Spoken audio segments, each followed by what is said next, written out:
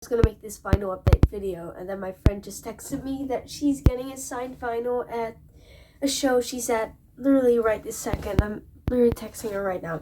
So this vinyl update is gonna have a part 2 very soon. Anyways, I want to do this new little thing because I've just mentioned vinyl update, but it's more like a music update. And what I want to do is basically just show you all the new stuff that's happening with music for me. So new CDs, new CD shells, which I did get, as you can see, new vinyl, new merch, posters, anything, shows that I've been to, maybe some albums that dropped at some point. We can see what this will be. How often I'll do this, that kind of depends on how impulsively I spent my money. But knowing me, music is my main source of impulsive spending habits. But it's fine because I'm enjoying tons of music, tons of shows, getting tons of vinyl, and it's all good, it's all fun. Let's start off with Akon Freedom. This is a cool little blend between R&B and pop. I haven't heard everything, but even those first 3 songs are just worth the $1. And this is the inside. By the way, I do have a cold, so I'm sorry if you hear that.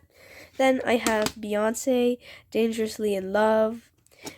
This just has Crazy in Love, and I haven't heard a lot of others, but I was like, whatever, because it was €1.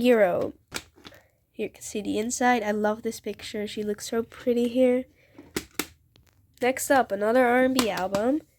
Brandy Full Moon. Also got this one for like €1, and I did know Brandy, but I didn't know this album, and I really like it, so I'm very glad I picked it up. This is what the inside looks like with this terrible little Photoshop thing here with the full moon. Look, so funny. Then I ordered this one online, secondhand. I think it was €4. Diggable Planets Blowout Comb. This is a really cool jazz hip-hop, conscious hip-hop album from the 90s with some awesome production. This whole album's a highlight. The other side of the CD is quite scratched up, but it doesn't affect the sound. And this one was dirty, but I cleaned it all up, so no problem there. Next up, we have a really good electronic album, Jamie XX in color. They found this secondhand and it already had the tear, so I was able to get this for very cheap. I think it was like €4, and besides that, everything is in perfect condition. Girl is just one of the best electronic songs in my opinion, top 100 for me. And honestly, a lot of these are so good, like Loud Places. You should listen to it if you like a lot of electronic music. Also, just a gorgeous cover. Then we have Janet by Janet Jackson. I have not heard this yet. This is a very common thing for me. I need to stop buying things I don't know because they're €1 and it's exciting. Because my shelves are starting to fill up and I cannot just keep doing that. Anyways, I've been into Janet a lot lately and I like a lot of her stuff. So hopefully I'll like this one too. Then we have... Jesus. Then we have Jordan Sparks. This is, I think she won some sort of Voice or X Factor in Canada at one point. I don't know. It's really cheesy pop music, but No Air is honestly a perfect pop song. I'm not even gonna lie. That song is so fun and so good. And One Step at a Time and Tattoo, and just honestly a lot of these things are so fun. But then you have like God Loves Ugly, and those are kind of cringe, but it has a lot of really fun pop songs. Then we have Lady Gaga, The Fame Monster. I got this for my parents for my birthday. And this is a 2 CD thing. Let me just, if I can get it out, can show you the 2 CD thing. But, God, okay. There we go. And basically, this is just an album with, like, it's not okay how much influence this album had on mainstream media at the time. Like, Bad Romance, Alejandro, Monster, Speechless, Dance in the Dark, Telephone, Thief, Just Dance, Love Game, Paparazzi, Poker Face. Honestly, just a lot of nostalgia and a fucking fantastic pop record. Then we have Michael Jackson, King of Pop, The Dutch Collection. This is a really scratched up double CD thing with basically just all of his hits. It's quite fun. I just got it for like less than €1, I think. So I still have to listen to it, but it's fun to have. I picked this one up for like €1 at a record fair because I had heard of this album and it looked familiar, and I thought I remembered people saying it was really good, and I fell absolutely in love with it. This is a fantastic electronic record, like dance, even some techno influence, hard style, but then also some hip hop influence. It's so cool. I love the cover as well, and it's an absolutely fantastic album. This is the inside. Moving along, we're going through this quite quickly. We have Vangelis Spiral. My dad is really quite into Vangelis. That's like, I think, 70s, 80s synthesizer music. I haven't really heard this, but as I said, I just keep impulsively buying things because it's so cheap, but it does take up space. And because that just wasn't enough, I had to get the greatest hits as well. So, God, I need to stop doing that. Lastly, speaking of just impulsive buying, the worst best thing ever. Hits for Christmas. In the CD, there's glitter. Yeah, you can see it.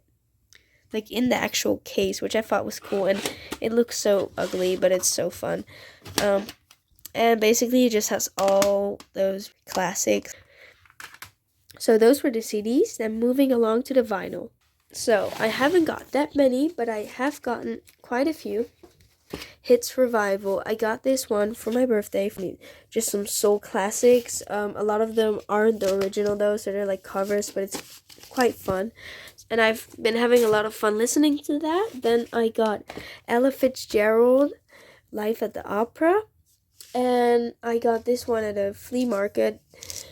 Together with this one, Mort Garson's electronic score of Hair. I love Mort Garson. He's a phenomenal electronic composer, and this album isn't on Spotify. I have a different album of his on vinyl as well, but I was so glad to find this. I bought these both together. I was like, can I get both for $8? And he was like, no.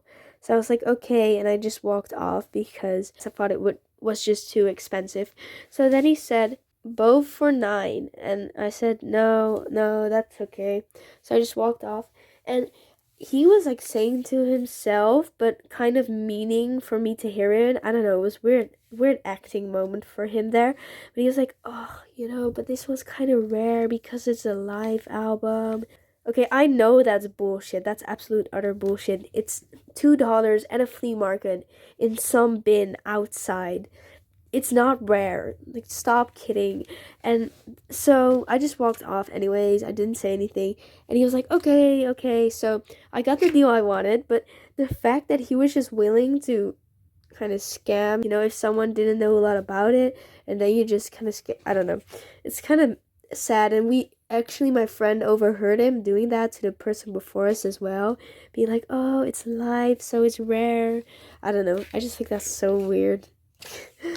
But anyways, these are both really good. I've been really enjoying this. And this one is just, so good. He did all of his stuff on a Moog synthesizer. It's great. Sophie, Oil of Every Pearl's on Inside. It's another fantastic electronic album here. I love this cover so much. It's so pretty. It comes with a giant poster, but when I say giant, I mean like super fucking giant. So I won't show you it because it's just a big mess to have to unwrap all of that. This is unread. The edges feel like they could cut you, or like the red residue is still coming off, which I absolutely hate because she deserves better, and she actually passed away recently.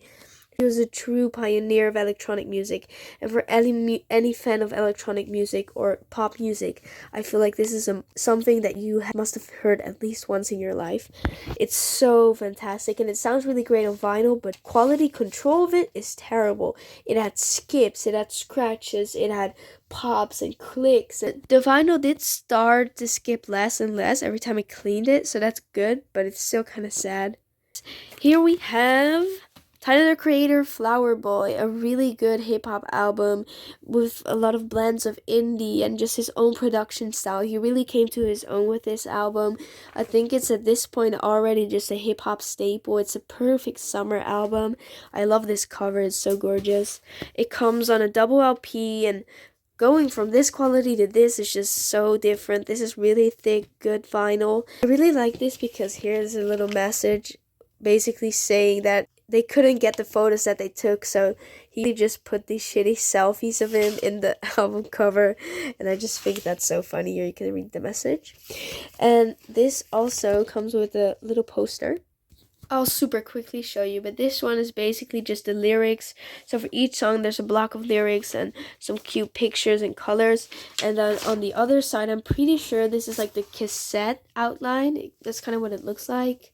The posters, I'm always like, I low-key want to hang it on the wall, but I'm really scared I'll damage it, and I don't really know how to take care of it well and still display it without buying like a really expensive frame or something. Those were the vinyl done now as well. Now we'll go on to posters and some other miscellaneous things. First of all, I went to 4 different concerts, going to another concert in 2 days, and then to a really long festival, so I'm super duper excited. One of the concert was a really cool electronic artist called Porter Robinson. That was in April. Then I went to Inhaler, Elijah, that is the singer of the band, the front man, and he is actually Bono's son from U2, so it was quite funny to see the crowd because half was like teenage girls who love indie rock, and the other half was just men in their 40s who love U2 and kind of got into Inhaler because of that, so that was quite funny. They were quite good live, and I also got a t-shirt, so this is the Inhaler t-shirt. Let me just show you the back of it as well. It's pretty basic, but I really like the color of it, and it's very cool.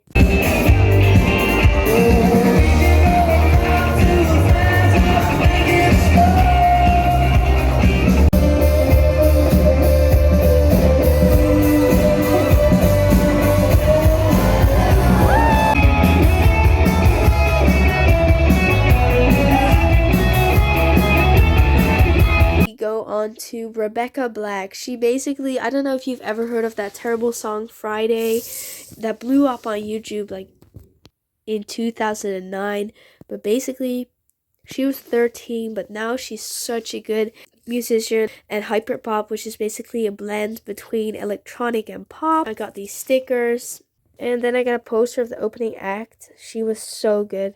Here are some videos of that.